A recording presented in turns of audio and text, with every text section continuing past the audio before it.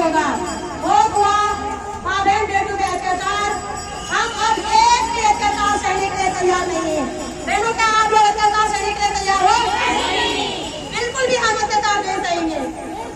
हम अपने वोट का हिसाब मांगेंगे, जो हमने वोट दिया उसका हम हिसाब मांगेंगे, जो हमने टैक्स भरा उसका हिसाब मांगेंगे, जो हमारे साथ अन्याय हुआ है हम उसका जवाब मांगेंगे।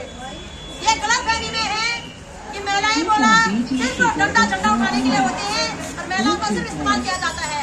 हम अब पूरे न केवल उत्तराखंड में पूरे देश में मातृशक्ति का इस्तेमाल नहीं होने देंगे और मातृशक्ति को उनके अधिकारों के लिए लड़ने के लिए सशक्त बनाएंगे।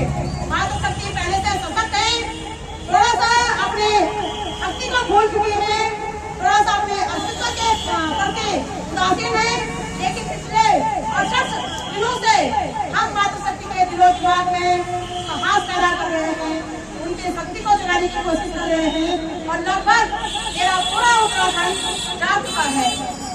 शासन प्रशासन गलत नहीं ना रहे कि वो मतलबों की वोट खाएंगे। पूरा उत्तराखंड इतना जाग चुका है, उत्तराखंड की मातृशक्ति जाग चुकी है, वो समझ चुकी है कि हमारा काम सिर्फ इस उंगली से वोट देना नहीं है, इस उंगली से हमारा काम सवाल पूछना भी है।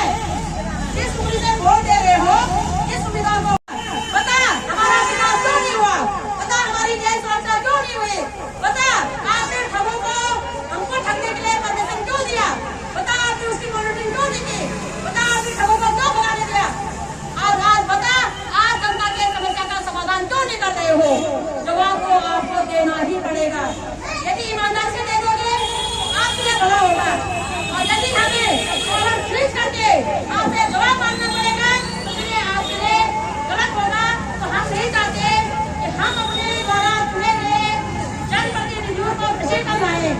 इससे पहले कि मातृशक्ति अपना मातृ रूप धारण करे और तुम्हें सबको में घसीट के लाए, आप उन पद की गरिमा रखें।